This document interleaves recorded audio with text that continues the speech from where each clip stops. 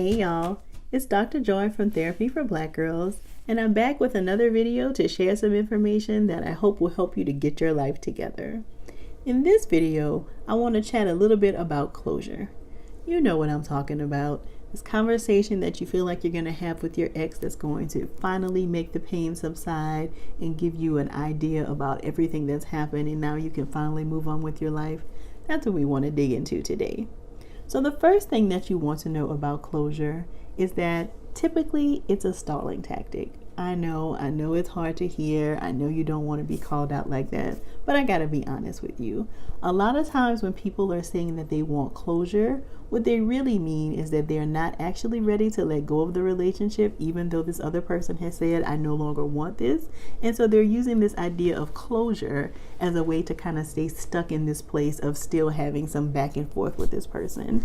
You're thinking that maybe you can have a conversation that's going to give you all the answers as to why they ended this.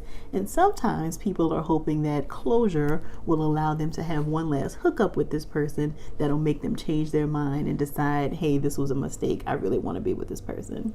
It typically doesn't happen like that. The second thing that you want to know about closure is that it usually does not go the way that it goes on the Lifetime movies. So you may have seen these scenes where somebody was able to talk with their ex and they got all of their questions answered and they were able to kind of just ride off into the sunset and make a new life for themselves. Typically, it does not happen like that in real life.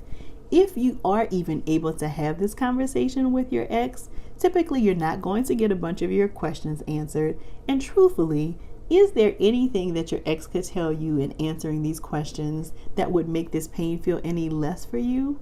Probably not. The truth is that breakups just suck. And so sometimes when we're looking for the answers to these questions, we think that our ex can give them to us, when really that answer has to come from us. So the second thing that you want to know about closure is that it typically doesn't go the way that it goes in the movie. And then the third thing that you want to know about closure is that when you're holding out for closure, you're actually holding your healing hostage. I'll say that again for you. When you're looking to find closure in a relationship, you're holding your healing hostage.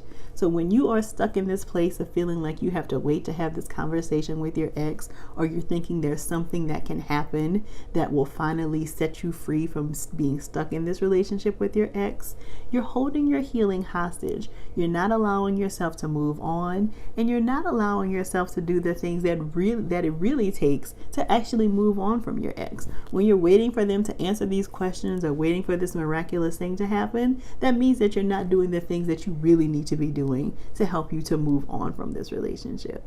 So I am curious to hear if this is something that people are struggling with.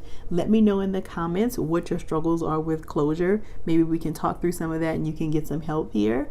And I also want to let you know that my specialty is breakups. So I work with women all the time who are struggling to recover from breakups. And so because of that, I have also developed a guided breakup journal. And I think the journal is really the answers that you're looking for when you're wanting to get closure. So instead of looking for closure from this other person, go through the exercises in the workbook in the journal that will really help you to get some closure.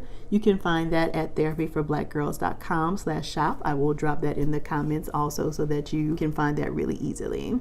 So if there is a topic or a question that you have that you would like me to share some information about, go ahead and drop that in the comments. I do want to make sure that I'm giving you videos around the kinds of content that you want to hear.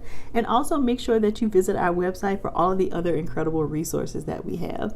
There's a directory with over 1,100 therapists across the country who are excited and love doing great clinical work with Black women and girls. And we also have a tab on the website for our podcast. So there is a new podcast episode that is dropped every Wednesday morning. So you can listen to it on the website, but you can also make sure to subscribe to the podcast on either Apple Podcasts, Pandora, or Spotify so that you don't even have to worry about it. The new episode just pops up on your phone every Wednesday morning. Until next time, take good care of yourself.